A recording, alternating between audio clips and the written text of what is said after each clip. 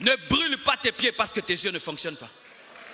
Ne coupe pas ta main parce que ta main là qui mendie te permet de manger en attendant d'être guéri. Parce que tu dois l'attendre. Alléluia. Tends la main même si tu ne vois pas. Marche même si tu ne vois pas. Entends même si tu ne vois pas. Parle même si tu ne vois pas. Un jour, ce qui fonctionne va aider ce qui ne fonctionne pas. Qu'est-ce qu'il faut faire? Mais déjà, j'ai dit, que faire lorsqu'on ne peut plus faire? Est-ce qu'il y a quelque chose à faire? Est-ce que dans ma situation-ci, on peut encore faire quelque chose? J'ai tout fait. J'ai tout essayé. Bien-aimé, il y a beaucoup de choses à faire quand on ne sait plus rien faire. Beaucoup de choses à faire quand on ne sait plus rien faire. Voici la première chose. Garde en éveil les choses qui marchent en toi. Lorsque tu ne sais plus rien faire, garde en éveil les choses qui marchent en toi. Fais le bilan de ta vie et tu te rendras compte que tu as quelque chose parce que tout homme a quelque chose. Lorsque, bien aimé, les femmes ont un problème pour nourrir leurs enfants, elles vont toujours dans le frigo ou elles vont dans le magasin pour voir ce qu'elles ont. Et si elle n'a pas pu acheter quelque chose pour les enfants, elle va voir ce qu'elle a. Elle peut prendre même du riz qui a fait 2-3 jours, réchauffer cela. Elle peut prendre un ancien pondou, mettre un peu de piment pour que les enfants mangent. Et lorsque rien ne marche, fais l'inventaire de ce que tu as dans ton magasin et dans ton dépôt. Il y aura quelque chose pour faire quelque chose. Est-ce que tu m'entends? Lorsque rien ne marche dans ta vie, mon frère, fais l'inventaire de ce que tu as, car tu as quelque chose. Mais la plupart des temps, lorsque les problèmes viennent dans nos vies, nous oublions que nous avons quelque chose, c'est pourquoi nous nous suicidons. Tu as quelque chose. Être aveugle, ce n'est pas être mort. Oui, je suis aveugle, mais j'entends. Je suis aveugle, mais je marche. Je suis aveugle, mais je parle. Mais quand tu te concentres sur le fait d'être aveugle, tu vas oublier que tes oreilles entendent. Et quand tu te concentres sur le fait d'être aveugle, tu vas oublier que tes pieds fonctionnent. Et quand tu te concentres sur le fait de ne pas avoir ceci, tu vas oublier que tu as cela. Vous avez quelque chose. Rien que le fait d'être ici prouve que vous avez la force. Parce que personne ne vous a transporté, vous êtes venu en marchant, donc tu as quelque chose. Tout homme qui est ici a quelque chose. Tu n'es pas venu transporter, tu as la santé. La santé, c'est un capital. Oh, je dis la santé, c'est un capital. La santé, c'est un capital. Être debout comme je suis, c'est un capital. Combien d'hommes prient et cherchent seulement à avoir la force de parler comme je parle. Mais il y a des gens qui peuvent parler comme là et dire, je suis fatigué, j'ai tout fait. Non! Tu as la santé, tu as quelque chose. Si tu te concentres sur tes manquements, alors tu vas croire que Dieu n'a créé qu'un corps avec des yeux. Alors que le corps n'est pas fait que des yeux, le corps est fait d'oreilles. C'est vrai que les yeux ne fonctionnent pas, mais il y a d'autres qui fonctionnent. Et il a été démontré scientifiquement que le corps fait toujours l'harmonie. Les gens qui ne voient pas bien entendent bien. Alléluia. Pourquoi? Ils développent les oreilles pour que les oreilles puissent venir à leur aide. C'est pourquoi il y a des aveugles, ils peuvent te parler, tu penses qu'ils voient. Ils ne voient pas. Il a développé l'oreille. Développe ce qui est, afin d'aider ce qui n'est pas. Utilise ce qui est afin de compenser ce que tu n'as pas. Maximise ce qui est afin de combler ce qui n'a pas. Alléluia. Tu n'as pas fait de grandes études, tu es courageux, utilise le courage, que ça puisse compenser le manque d'études. Alléluia. Tu n'es pas très très belle, mais tu as beaucoup de sagesse, utilise la sagesse pour compenser l'autre. Utilisez toujours ce que vous avez. Alléluia. Chaque fois que le monde te dira que tu n'as rien, c'est archi faux. Dieu n'envoie personne sur cette terre vide. Aucun homme n'est né vide. Tout homme naît avec un but et avec quelque chose. Voyez même, la plupart des temps, lorsqu'un homme est aveugle, il pense qu'il doit mourir pauvre. Mais il y a des aveugles très riches, vrai ou faux? Ils ont développé l'art de la musique. Ils sont devenus des grands pianistes. Il y a des hommes qui ont des problèmes avec leurs jambes, mais qui ont développé les mains. Il y a des gens qui ont des problèmes avec les mains, qui ont développé les pieds. Il y a des gens qui ont des problèmes avec la jambe droite, mais qui ont développé la jambe gauche. Lorsque tu ne sais plus rien faire, va dans ta vie, entre et fais l'inventaire de ton potentiel. des dons et des talents que Dieu t'a donnés. Dieu m'a donné ça, Dieu m'a donné ça. C'est vrai, je n'ai pas une licence, mais je sais parler. Je sais convaincre. Ok, je prends ça. C'est vrai que je n'ai pas des grandes relations, mais j'ai quand même 2 bonnes relations. Alléluia. Frère, fais l'inventaire et tu te rendras compte que tu es un riche qui s'appelle pauvre. Oh, donne-moi l'amen. Alléluia. Tu es un riche qui s'appelle pauvre. Tu vois, parce que les gens ne font que t'appeler aveugle, aveugle. Et à force de t'appeler aveugle, ils conditionnent ta vie sur tes yeux, alors que ta vie ne dépend pas que des yeux. Qu'est-ce qui a nourri Bartimée en attendant que ses yeux s'ouvrent? C'était le reste qui fonctionnait. Les oreilles. Les oreilles lui ont permis de savoir que Jésus passait par là. La voix lui a permis de crier, Jésus, fils de David, aie pitié de moi. Les pieds lui ont permis d'aller au coin. Oh, donne-moi l'amen. Alléluia. Même si je ne vois pas, je peux entendre et poser la question, qu'est-ce qui se passe? Non, il y a quelqu'un, lorsqu'il parle, les aveugles voient, les sourds entendent. C'est l'oreille, ce qui fonctionne, qui te permet d'aider ce qui ne fonctionne pas. Et ce sont les pieds qui ont marché. Même si je ne vois pas bien là où je vais, je peux suivre par les oreilles, là où il y a les bruits. Alléluia. Et ma voix va parler. Qu'est-ce qui a arrêté Jésus? C'était la voix de l'aveugle. Oh, donne-moi la main que je te prêche.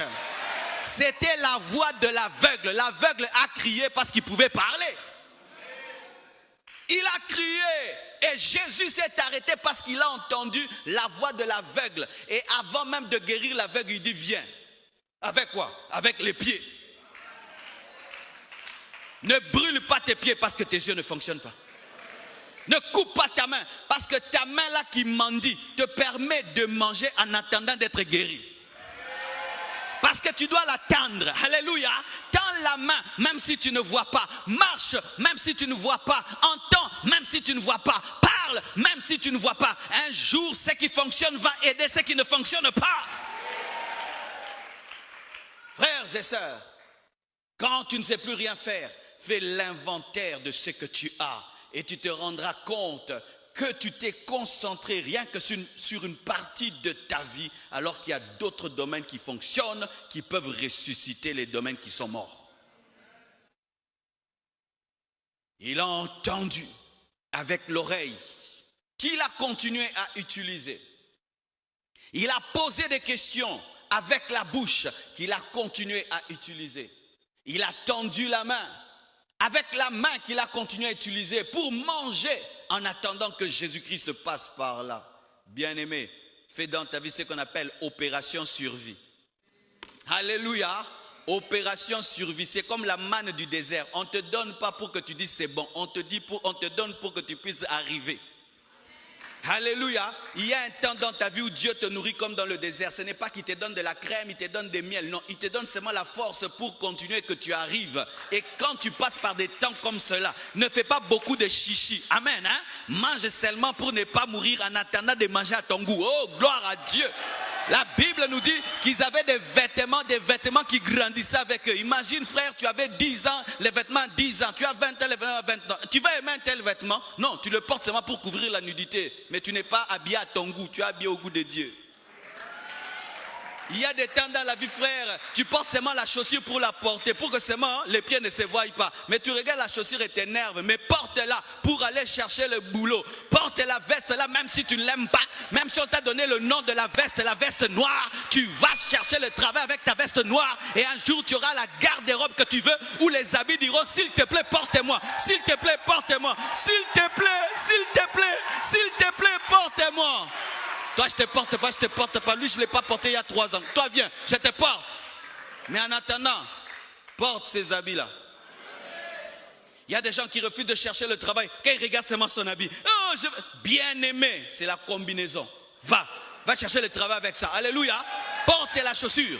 Et je sais ce que je dis. Moi, je prêchais ici avec une chaussure qui était brune et puis elle était abîmée. J'ai peint la chaussure en noir. J'ai prêché avec. Un jour, on a Betty Boé. L'ancienne couleur est sortie. Je suis encore allé auprès du menuisier, du cordonnier. Il a arrangé. Je suis venu prêcher encore en attendant. Melelo. Ah, boutique Nanda.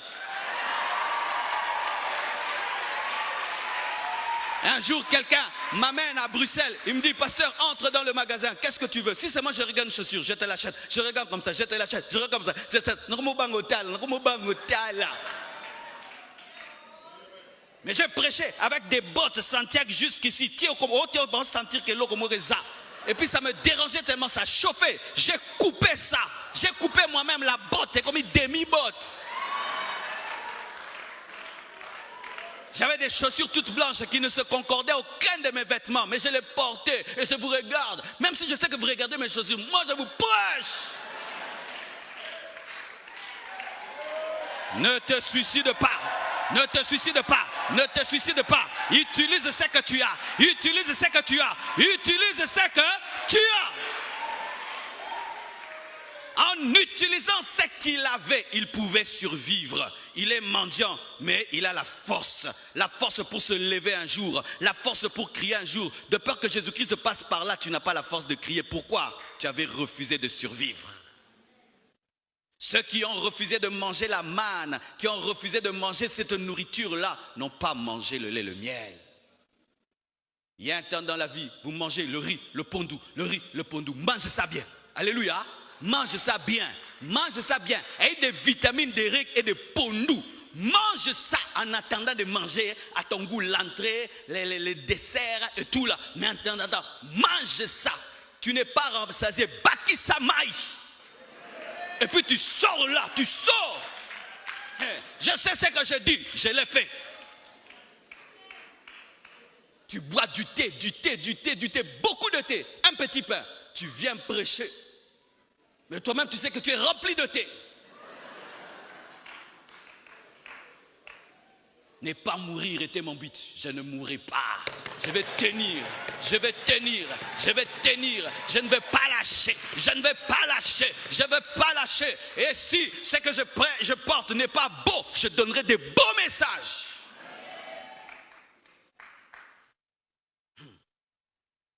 Pourquoi tu es en train de tuer ton oreille parce que tu ne vois pas?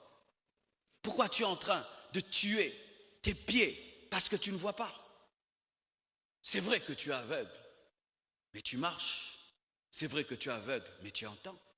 C'est vrai que dans tel domaine de ta vie, tu n'as pas ce que tu veux. Mais regarde cet autre domaine-là. Tu vas voir que Dieu t'a béni. Il se peut que Bartimée avait des meilleures oreilles de tout Jéricho. Qui sait? Peut-être qu'il avait les plus beaux pieds de tout Jéricho. Qui sait? Peut-être qu'il avait la meilleure force physique. Qui sait? Mais tout le monde l'a amené qu'à un point. Tu ne vois pas. C'est ce qui se passe souvent. Tu n'as pas ça. Tu es piéton. Et tu te concentres sur ta vie, sur la voiture. Alors que tu es sage, tu es intelligent, tu as la grâce. Mais tu oublies ce que tu es parce que tu n'as pas une voiture.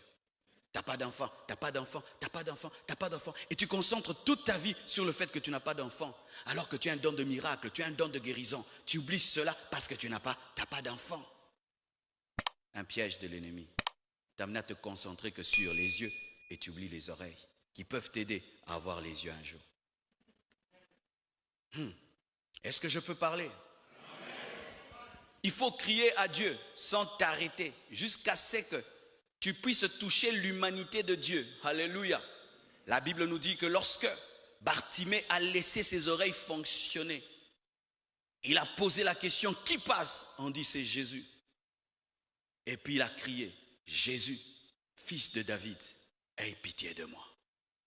Et pendant qu'il criait, les gens l'arrêtaient. Il criait davantage, que personne ne t'empêche de crier vers Dieu. Bien-aimé, ne t'occupe jamais de ces personnes qui, lorsque toi tu pleures à l'église, elles sont calmes, bien-aimé. Vous n'avez pas les mêmes problèmes, Quand on va dire amen ici, il y a certains qui vont entrer dans des belles voitures et rentrer dans des maisons climatisées, mais toi tu vas aller dormir dehors. Alors bien-aimé, tu ne peux pas prier comme lui. Bien-aimé. Il y a des gens des fois qui tombent dans le piège. Oh, le culte aujourd'hui était haut bas. Hey, moi mon problème est haut, mon culte est haut, parce que mon problème est haut. Il n'y avait pas un piano pour Bartimée, il n'y avait pas une chorale pour Bartimée, il n'y avait même pas un modérateur qui disait à Bartimée prie, mais son problème le poussait à prier. C'est ça ton problème. Quand tu viens à l'église, tu te synchronises à celui qui est assis. Est-ce qu'il a la même vie que toi? Vous êtes assis à côté l'un de l'autre, mais vos vies sont loin l'une de l'autre. Toi, tu t'assieds à côté d'un frère. Lui, il a tout, il mange bien. Papa lui donne tout, il lui donne tout, maman lui donne tout. Mais toi, ton père est mort, ta mère est morte, tes frères, tout le monde est pauvre et vous avez des problèmes terribles. Et quand on dit prions, avant de prier, tu regardes celui-là. Tous ceux qui étaient dans la foule voyaient, personne ne criait. Mais Bartimée, lui, ne voyait pas, il a crié. Et lorsqu'on l'empêchait de crier, il a crié davantage pour dire, moi je ne vois pas le Jésus là, vous le voyez, vous voulez me calmer, moi qui ne le vois pas, moi aussi je le verrai. Bien aimé, que personne ne t'empêche de crier, que personne ne t'empêche de prier, que personne ne t'empêche de prier. Frères et sœurs, je me souviens, lorsque j'étais en train de chercher Dieu, et des fois, tu es en train de prier toute la nuit et ça dérange la maison. Ton père te dit, Marcelo, arrête de prier, tu me déranges. Ah, je dois déranger Dieu, je connais mon appel. Mais aujourd'hui, celui qui dérangeait est devenu une source de bénédiction. Celui qui dérangeait est devenu une source de bénédiction. Amène-moi toute philosophie que tu veux. Bien aimé, aucune philosophie ne peut me convaincre de ne pas prier. Jamais. Je connais mon défi et mon défi me pousse à prier, me pousse à jeûner, me pousse à faire des VVF. 0h à 5h du matin, je suis en train de prier. Mais qu'est-ce qu'il a? Oh, toi tu vas à la VVF.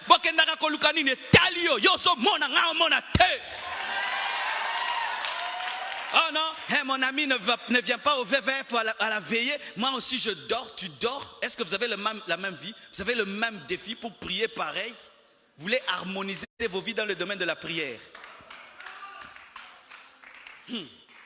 Dis toujours ceci aux gens qui veulent t'empêcher de prier. Ouvre mes yeux. Tu veux m'empêcher de prier? Ok, ouvre mes yeux. Mais si tu ne peux pas, mon frère cherche beaucoup Dieu. Nous aussi on a commencé comme ça, on priait beaucoup. Ne les écoute jamais.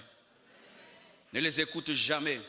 Si ton problème doit te pousser à prier 4 heures, prie 4 heures. Si ça va te faire jeûner chaque semaine, jeûne chaque semaine. Si ça va te pousser à aller prier sur des montagnes, va prier sur les montagnes. Alléluia. Si ça va te faire prier par terre, prie par terre. Si ça va te faire pleurer, pleure. Alléluia. Chacun pousse son bébé selon les bébés qu'il a. Amen. Il y a des bébés qui viennent avec la tête, d'autres qui viennent avec les pieds, d'autres sont des mapas. Maintenant, moi, j'ai des jumeaux.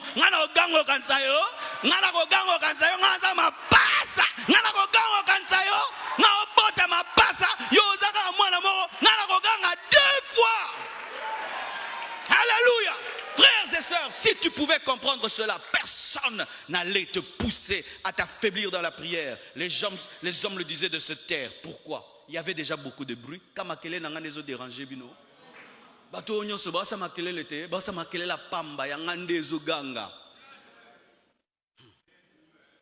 Quand tu es dans la foule, ne sois pas la foule, sois un homme dans la foule. C'est pourquoi vous allez remarquer, on parle de la foule et puis on parle de Bartimée. Sois Bartimée dans la foule. Ne soyez pas tu pries, je suis fidèle à la compassion. Non, je bénis Dieu. C'était, je crois, dimanche. Les frères m'ont amené un frère. On priait. Il était paralytique. Il a jeté sa béquille. Il a été guéri et l'onction de Dieu était tombée. On est venu me le présenter. On a dit, pasteur, tu vois le frère là qui avait été guéri, qui avait jeté sa béquille. J'ai sa béquille dans mon bureau. Il marche jusqu'aujourd'hui. Je dis, frère, tu vois, les gens disent que les pasteurs, nous sommes des magiciens. Vous marchez puis vous revenez tel que vous êtes. Mais toi là, tu marches, n'est-ce pas? Lui, il n'est pas la foule. Il est quelqu'un dans la foule. C'est quelqu'un dans la foule.